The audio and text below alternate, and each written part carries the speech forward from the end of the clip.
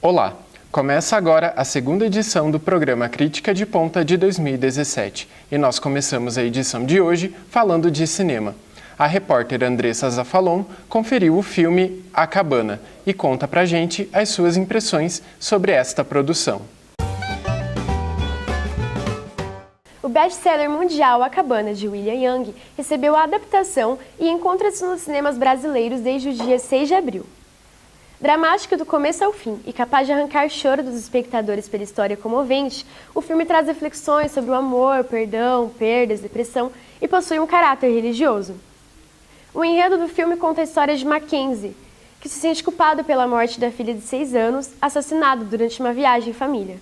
Após a perda da filha, Mackenzie adquire sintomas depressivos e crises existenciais. Um dia ele retorna ao local onde a filha havia morrido, na cabana, e lá se depara com acontecimentos que os levam à cura interior e ao encontro com Deus. Um dos pontos a ser destacados do filme é a escolha dos personagens, como, por exemplo, a representação de Deus por uma mulher negra, que quebra estereótipos formulados pela história. Na questão técnica, as cores das imagens condizem com as situações apresentadas, já que em situações mais dramáticas e tristes, eram as cores frias que predominam, e já em situações mais alegres e de superação são as cores quentes que se destacam. A questão mais religiosa do filme pode fazer com que os que não se compactuam com a religião cristã achem o filme doutrinador e apelativo, já os que gostam da religião cristã e que compactuam com o cristianismo considerem o filme motivacional, que traz reflexões importantes sobre como lidar com perdas, a importância do perdão, e também é um bom prato para fazer com que as pessoas se identifiquem com o personagem principal e também com o Deus que é retratado pelo filme. O filme A Cabana encontra-se em cartaz nos cinemas do Shopping Total e do Shopping Paládio. O nosso assunto agora é gastronomia. Só de falar dá uma fome, não dá? A repórter Júlia Prado esteve na hamburgueria Ictus e traz agora pra gente uma avaliação deste estabelecimento. Localizada na Avenida Bonifácio Vilela, 483, a balada católica Ictus é uma ótima opção para quem deseja comer bem e se divertir em Ponta Grossa. Apesar de ter foco nos jovens católicos, o local atrai públicos de diferentes cidades e independente da religião. Lá você encontra opções de lanches com hambúrguer artesanal, além de porções e refeições no prato. Todo o ambiente tem relação com a religião, como por exemplo, os pratos e drinks que recebem nomes relacionados à fé, como por exemplo o lanche Osana e Quaresma e o drink Arã.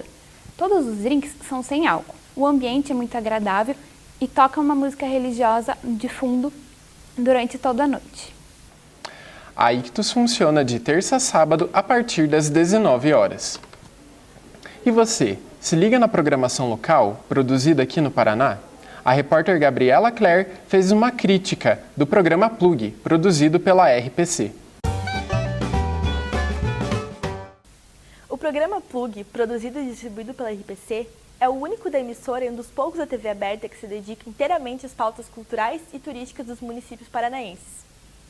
O diferencial do programa é mostrar as peculiaridades, as curiosidades, os destinos turísticos dos municípios que geralmente não estão sob os holofotes da mídia hegemônica. O programa é exibido aos sábados, às 14 horas, na RPC. É destinado a um público mais jovem, mais aventureiro, que gosta de conhecer lugares novos. O Plug vai ao ar todos os sábados a partir das 14 horas, na RPC, sintonizada pelo Canal 7, em Ponta Grossa. A Páscoa é uma data celebrada por muitas culturas, religiões e tradições.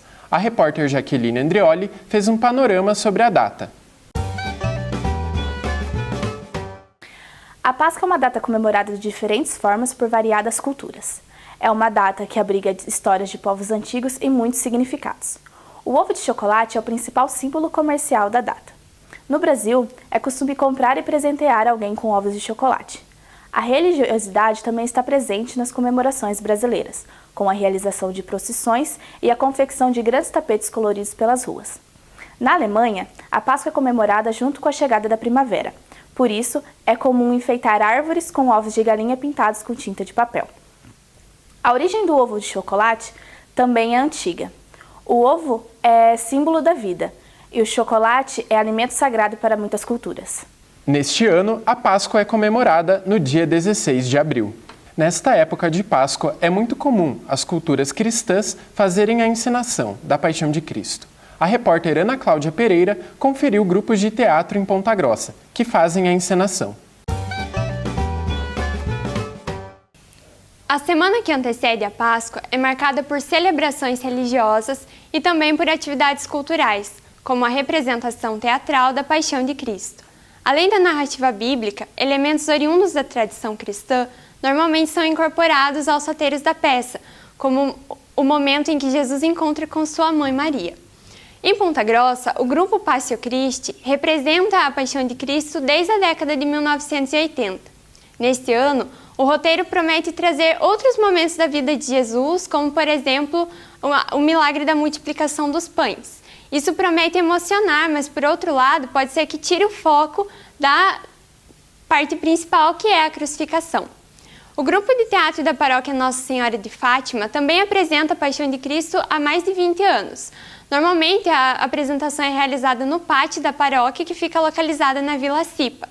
O roteiro usado pelo grupo segue uns moldes mais tradicionais. Tem início com a agonia de Jesus no Monte das Oliveiras e vai até o momento da crucificação e morte. Os grupos de teatro se apresentam na Capela Nossa Senhora da Glória e na Paróquia Nossa Senhora de Fátima. Você curte livros, literatura? Está por dentro dos lançamentos mais recentes? A repórter Bruna Alexandrino faz uma crítica ao livro Charlotte Street. Quem nunca passou por uma grande crise existencial? Seja no romance, com a família ou com os amigos, sempre há um momento de dúvida, onde questionamos o passado e o futuro. E é num desses momentos que conhecemos Jason, personagem principal do livro Charlotte Street. Jason tem duas grandes crises na sua vida: perdeu o emprego e perdeu a namorada, quando se depara com uma garota cheia de sacolas, toda atrapalhada, tentando entrar num táxi em Charlotte Street. Ela deixa cair uma câmera descartável e, a partir das fotos reveladas, Jason busca refazer sua trajetória para encontrá-la no final. Mais do que um simples romance, o livro fala de amor próprio. Na busca pela garota, Jason busca conhecer a si mesmo. O livro fala de um Jason, mas poderia falar de qualquer leitor. A principal crítica está na tradução do livro. Algumas passagens não têm uma tradução correta, como, por exemplo, o uso da moeda, que em vez de libra, fala-se em real. O autor do livro é Dennis Wallace, e ele também começou sua carreira como crítico no jornal da escola. O livro Charlotte Street pode ser encontrado nas livrarias por um preço médio de R$ 35. Você já visitou a Biblioteca Pública Municipal de Ponta Grossa? A repórter Kathleen Lemes esteve por lá e traz agora um panorama sobre este local. A Biblioteca Professor Bruno Eney está localizada no bairro Olarias, no Complexo Giovanni Manzini. Conta com amplo espaço de 2.000 metros quadrados e mais de 70 mil exemplares entre livros, revistas, jornais e gibis. Os problemas de manutenção são visíveis, assim como os telefones que foram cortados, como relatam os funcionários do local.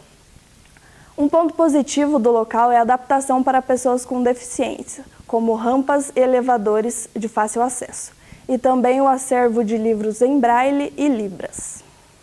A Biblioteca Pública Municipal Professor Bruno Eney se localiza na antiga propriedade das Indústrias Wagner, no bairro de Olarias. O Crítica de Ponta fica por aqui. Acompanhe outras edições no nosso canal no YouTube, youtube.com.br/Jornal Periódico, ou no nosso site, periódico.jor.br. Até a próxima!